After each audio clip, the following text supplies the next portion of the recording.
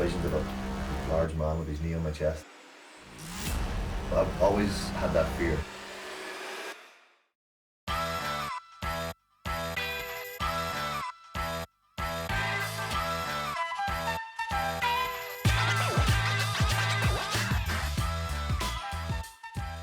The problem right now, is I've got to bring the new MD in. I've got to change how we're communicating with the world, because I just think the Evo message is still to dentistry. For me, I don't want to talk about teeth. Ever. At all. Okay, I know it sounds bizarre, but I haven't changed your teeth. I've changed how you are. Yeah, exactly. You are a lot more confident, and that's Big the step. bit that needs to come across. Big step, yeah. You know? So when you say you're a lot more confident, in what way have you noticed yourself? I think the journey with what the work that Vijay and the guys did here went along with kind of everything else in terms of my whole lifestyle. I'm 46 years old. I'll be 47 next month. Seriously? Yeah.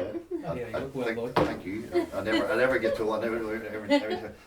But I wasn't like that. I was like going. I think I thought it was kind of okay. Even with you, I left Man United and set up my own company and pressure of life and bills and freaking buck stops here now. No paycheck coming every week. I kind of went, and so this was part of that. And then obviously there were a few other things in my personal life and. So do you think that when you say you started your own business and everything, you was kind of in a bit of a depressed funk? Yeah, but yeah. It kind of spiralled the fact that you've now not got your smile. Yeah. That seeps into other areas of your Absolutely. life. And then because also I'm a front-facing person, Yeah. and that was a kind of a big, just even though I would never admit it, but probably psychologically and in behind, I was going, you know, fuck. But there was a little bit of that, and I think like since then, you know, it's kind of. So career-wise, things have improved since. Yeah. And do you think that's a direct correlation? They've solidified, and now I'm looking for other opportunities and other things, you know, potentially to hopefully work with you guys and doing other things as well and expand. But now it's even just from a personal perspective. Like I broke up with my girlfriend, and that side of things was rough for a while. But now it's kind of again with that, and this happened after that. Okay. Do you know what I mean? So this then it's kind of going. Now I'm going back out there and I'm seeing some girls and all the rest of it. You know? Yeah, but you see, this is what I call the journey back to completeness. Yeah. Do you understand? Emotion. You can be physically incomplete, which in my opinion is nowhere near as bad as feeling emotionally incomplete. And things happen, okay? And when you lose something, so I was analogizing, when you lose somebody from your life, that's an emotional trauma, okay? If you lost your finger, like I said, it'll hurt for a bit, but it'll heal and it'll stop hurting. But you won't stop hurting emotionally, and it all adds up. Yeah. The stress of life, oh my God, and now I've got this going on with me. And then you think to yourself and you start thinking, what can I do about all these things? And that's when you really get yourself in a state, because you start thinking, I can't do anything about any of it. And then you start finding ways to deal with things. You understand? Absolutely. Yeah. Now, you knew me, so you just went, Vij, fix it. I need help. But that was a long journey for you to get to that point of fix it for And me. we know this. It wasn't just... We have history on that one. Yeah, I think I've had a really, part of the reason I'm in this problem to begin with is because I've had a really bad experience with dentists as a child. Okay. Back home in Ireland, and it was kind of not really, not subtle at all. Basically, it was the visions of a fucking large man with his knee on my chest type thing. You know what I mean? Me as a 7-year-old boy, and as a result of that, and whereas you know, as a result of that, I've always had that fear, and then there's always been that. Even the poor guy who came to see me the first time, I can't remember his name now, but I was such a wreck. So you saw a dentist and decided not to do it at that point, and then no. We knew each other. We knew each other the first time we made a sort of a consultation. I nearly, he had to warn the guy, and I had to say, yeah, because you're quite a tall bloke. Yeah. Oh God, yeah. Just be careful in case he jumps up and I decks think, yeah, it was it. And it was almost like white knuckles. Yes. It was like He was literally holding on like this. Yeah. And I was like, It's weird, isn't it? Dentistry does evoke fear. Yeah. So and much. that emotion, that is the That's power exactly, of that so much emotion. fear. And I think I've grown up. I've always been a front-facing person in terms of I've worked in bars and restaurants, hotels, and business development, and I've been very people person. So hygiene is very important to me, and etc. And I always keep myself in shape, but obviously not to the effect that it was was effective enough, you know, or to the point where it was effective enough. And then. I think that's a big point for you to pick up on the hygiene. You said, oh, it's hygiene related. Not necessarily. Not necessarily. You know, some people look and think, oh, you've got a grotty mouth, you don't look after it. It's genetic, isn't it? And that is the point. I've always said this. The emotional connotations that go with it, the amount of self-judgment a person does is actually greater than what other people are actually doing to them. They are looking at them going, I bet he thinks such and such about me. I bet she thinks such and such about me. It's like, all of us are probably, well, not you guys, but I'd take fair for yourself. Is in the first thing that you do is look and point out the bad things, your flaws, whereas anybody else would look at that photo and think, oh, she looks lovely. Yeah, but that, yourself, you're so much more all of this is emotional. This has nothing to do with what's actually on the picture. This has everything to do with your perception of yourself, which is exactly the journey that our patients go on. You understand? We talk so much about the missing tooth, the missing teeth. What's really missing is a part of themselves that's holding them back from being the person that they're supposed to be. You understand? So I'm talking to Daren now, and he is the person that I've known 10 years ago. But I bet there would have been times in that 10 years when you had all those other things happen, where you would not have been the person. You understand? It might have taken 30 minutes for us to get back to that place where we both trust each other, we can just be open with each other. But that's the point. The point is, when you lose something, it's not just a physical loss, it's an emotional loss.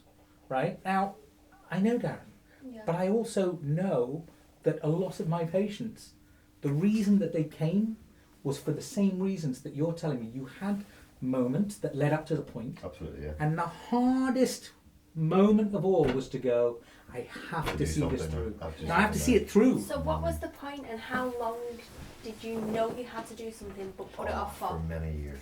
Many years. You see, and the important bit here is years, because I actually know it was years. It was years. And it was kind of even the weight of the thought of that was just that was a weight on your shoulders. Another one, do you know what I mean, in terms of setting up my own business and etc. etc. It was just something you just went, oh, I'll get round to it. No, but it wasn't even that. It wasn't even. I think even it was that. It was kind of like, you know, that's where you've got to go on you've been out drinking. You got to go for a journey back, and you know, and you've hung over as well. You go, I'm going to drive for the next 2 hours. I really don't want to do this. Yeah. It was kind of that, but for over much longer, for many years, you know. And that phobia at the same time. That's just it. It was a phobia, I think, and I think it was this whole, even just a general dentistry. Just I never want to see a dentist. Yeah. Never. Plus, let's face facts. I mean, from the first day that he met me, he was like, "How? How is this fantastical thing you're telling me possible in a day?" Yeah. That was it. So it was skepticism as well. Absolutely, yeah, absolutely. But I think I think to give credit to Vijay, I think there was the first time you, by your own admission, you'll say, but the first time you meet Vijay, he's a very effervescent character.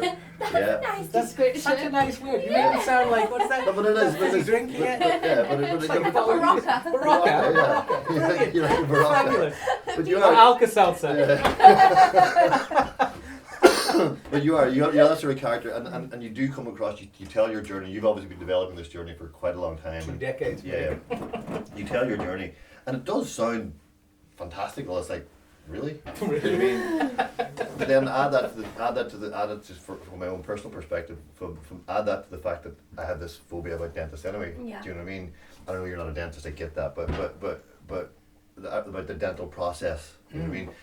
And to credit to Vijay, is it once it permeates through a little bit, and we were quite close because we were go to football and all that sort of stuff, and we started hanging out and doing going for nights out and stuff. So we get to know each other, and more ask questions, and more and more. You know, I was he's, you probably noticed this because you work with him. You can't help yourself, but like when you're around him, it's kind of like, well, and you want to hear more. You know. So that kind of helped the process of things in terms of... Do you think that helped you, knowing him on a personal level, to actually take the plunge, or do you think... I don't think if it wasn't Vijay, I wouldn't have done it. I don't know what I would have done. I don't know what... I don't want to think about it, actually. I don't want to think about it. Kind of gone on, as what a lot of patients do now, go on to Google and do that research, or do you think you would... possibly, be where you... But how do you choose, though? If you just go on to Google, how do you choose the person you're going to trust? That is the point. That's the key, and that's the reason I took the plunge was because I trusted him. that was the difference. Do you know what I mean? And I think. But do you notice that permeates throughout everybody in here? Yeah. Do you notice that all of them are pretty much like, it is what it is, I'm going to do this and this is what you're going to get? Yeah. And that's the thing I'm most proud of in this company, is that bit. Yeah. Do you understand? We've And chosen that's well. what it was. That's what it was. Yeah, it was very much. Yeah, it takes a little while for it to permeate. And it is a little bit. Talking out of his backside here, and how can you do that, etc., etc. Yeah. But then when you see it, Yeah. and you walk where you took me around, and you showed me the Mhm. machines and the milling machines, and etc., etc., and you used to go, wow, actually, do you know what? And then that's kind of all those kind of things kind of contributed towards this plunge that we talked about. Yeah. How long ago was it you had treatment? I've just had a 6 month about in London with you. You had your 12 months, right? How quickly your mind goes. No, it was 12 months. No, it was 6 months. 6 months. I had my 6 month late. I didn't have it 6 months. I had it like 8 months or something. Mhm. So it's coming up onto a year now, isn't it? Yeah. And Amazing. I mean, it's one of those ones that right now. you don't even think about it, do you now? Not really. On a No. day-to-day. And even down to the things like, and this is getting back to what I was saying to you earlier about the whole confidence thing, and you know, getting up in the morning before treatment, it was like. Right, and it was again not. How many necessar- times a day, I But need not- to ask this question because this is really important, we captured it. How many times a day would you put before you had treatment, would you put your tongue around your mouth, just Oh. quietly to yourself and just go, VJ. I know.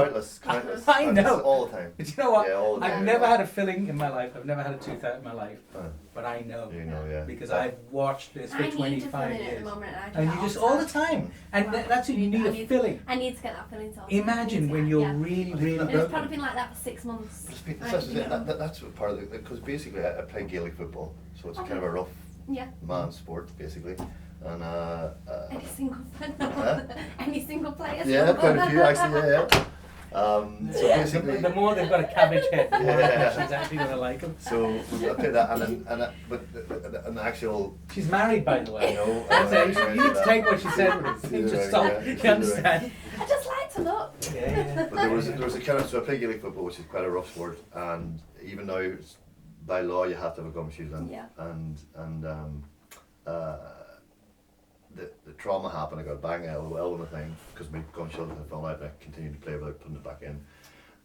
But even before that, the thing was bad anyway. It was gonna, and I kept doing this, and I many times I said, I actually thought about maybe should I get called chili or get you to call chili, or you know, even just to go and do that was. Oh, I'll put it off, and then it went too far.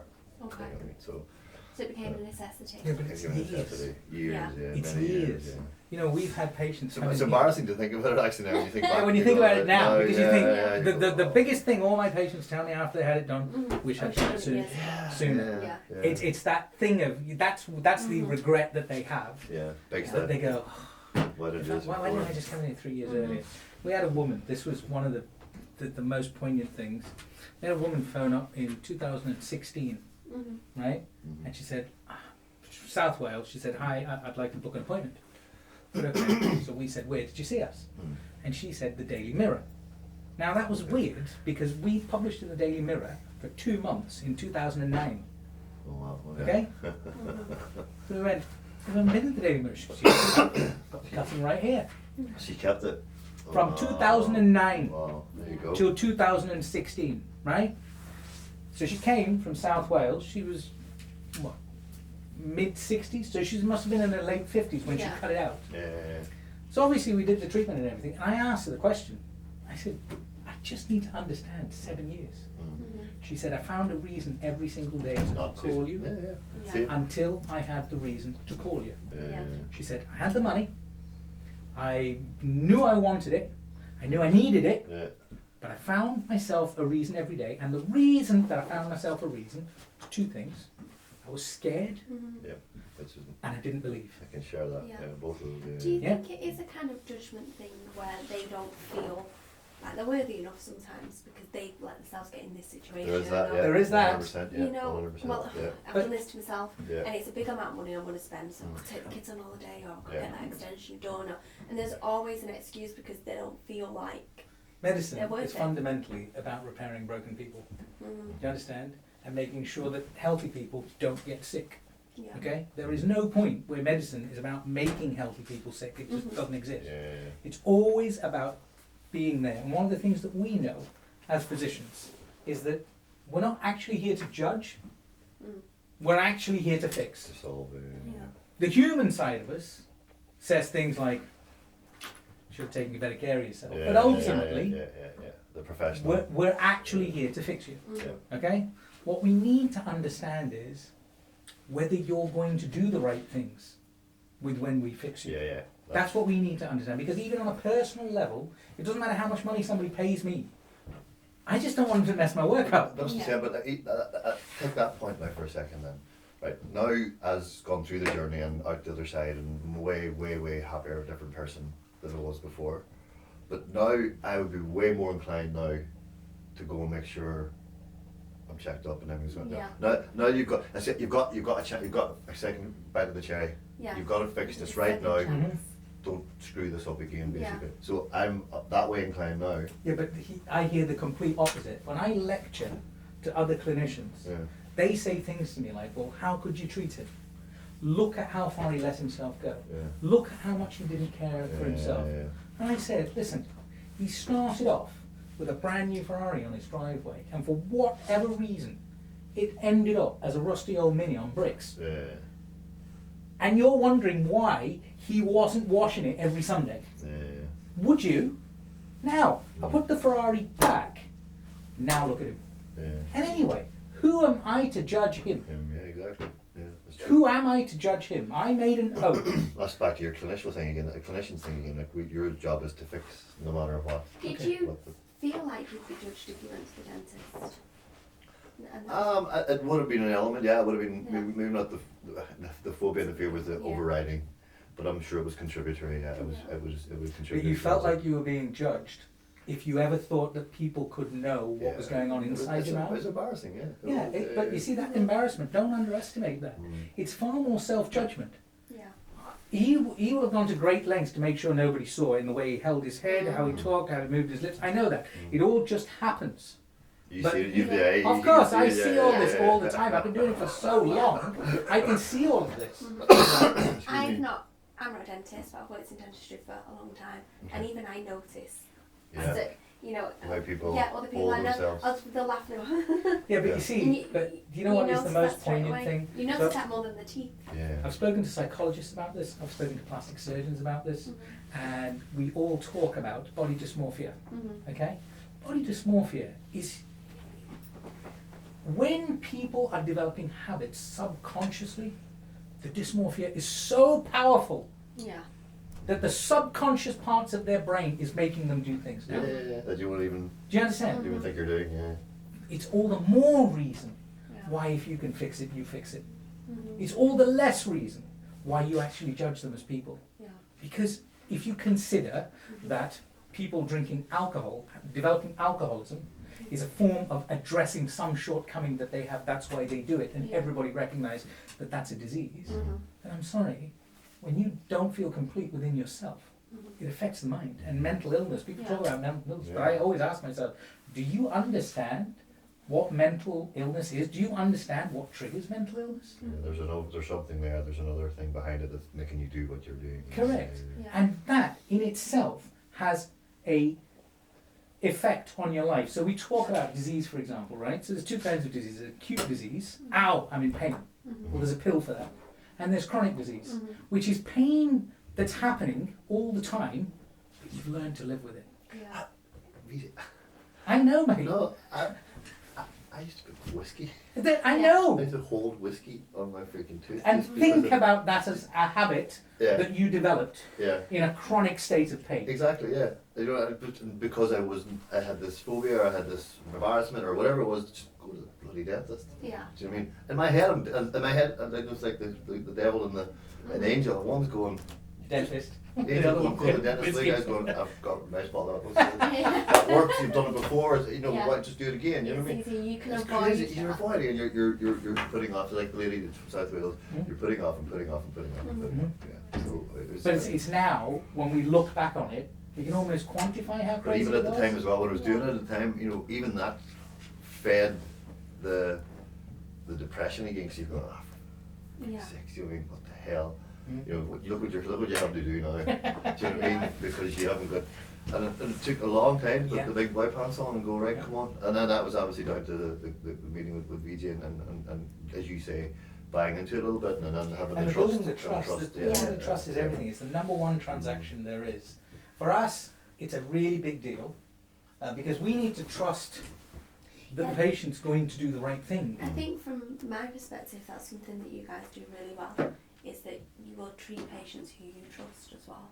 And not, you know, it's It not doesn't work treat any other way. everybody, Yeah. Because we want money. The scattergun approach. Yeah, it's not. It's very much we treat I patients want who to you trust that everybody. us.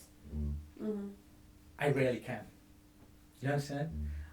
One of the worst things is people thinking that it is a direct financial transaction. Yeah. If you give me X amount of money, I am going to heal you like a god. I'm not. I'm a physician. I'm doing a repair job. I'm just a really good mechanic. But if you then go and drive badly, you're gonna be back. Yeah.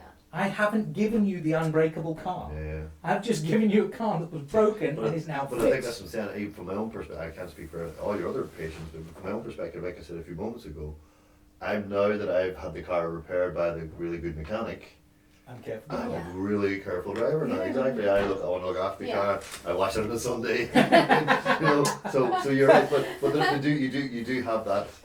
It's almost It's like renewed it's a enthusiasm, second I lease. suppose. A second lease of Yeah. life, basically. Yeah. You know what I mean? Yeah.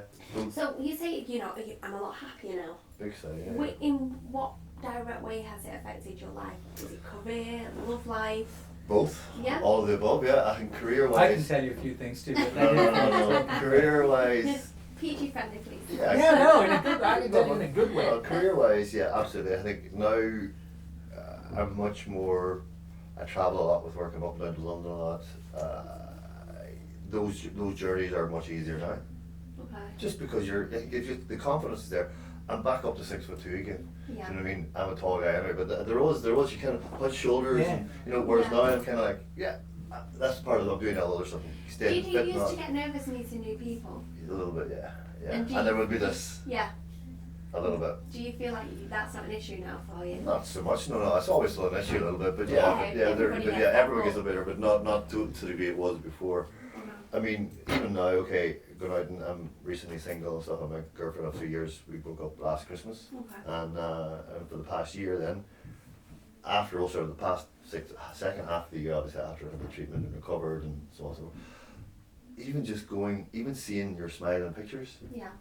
Going out into a club or a bar or even just or meeting somebody in the street, I'm not backward about coming forward. I'll speak to anybody, do you know what I mean? I'll quite happily go up and talk to a girl. Now, beforehand, it was always, I'll do it, but there was a doubt that you talked about earlier. There's a doubt in your head, or you mentioned actually, I'm not worthy, I'm not, you know, there's a little bit of that. Okay. Whereas now, I seen even when I had remember when I had first of all had the sort of the temporary one while you were milling, when you done that the treatment, and I ended up going to a party, this celebrity party thing, and there's pictures of me with all these celebs and boxers and all that stuff. And immediately I could see my smile. Yeah. I was like, whoa! Wow! Hey! Yeah. Wow! Do you know what I mean? And that was before, and those are the ones where those are the sort of the generic ones. That you the prototypes. The prototypes, yeah, exactly. Yeah. It's a generic one, so you kind of go, oh wow, that's crazy, but.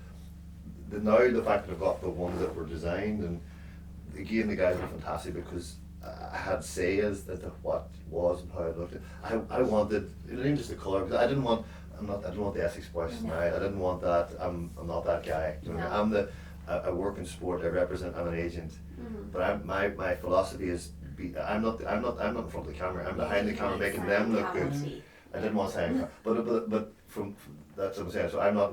You're the sportsman. You're the guy that's up in front of the camera, not me. I'm the guy behind it makes things happen. That's sort of personal. But even down to things like, and this is getting back now to the love thing. I always had very prominent canine teeth. Yeah, and that's the only request I had, apart from the not bright white, was okay. I want to retain that prominence. Okay. And I think that help the confidence even from a female perspective. They're attracting women, do you know what I mean? It really does. Yeah, of course it does. It really does, because in my head, I know they're there, and I'm going chest out. Yeah. Do you know what I mean? So Yeah, but I also, think women find confidence attractive. of don't course, you they know? do, yeah, you yeah. think we Yeah. find confidence attractive. If you're confident and can make us giggle, There you go. that's what I'm saying. We're having this whole conversation about social awareness, about with dating websites stuff. Yeah. I'd never go near them, wouldn't touch them. My philosophy is go up to a girl and make her laugh and buy her a drink. That's the thing. Yeah. And Works whereas for me. and the point was beforehand, whereas I had the inclination to do that, Yeah. I didn't totally have the confidence. Mhm.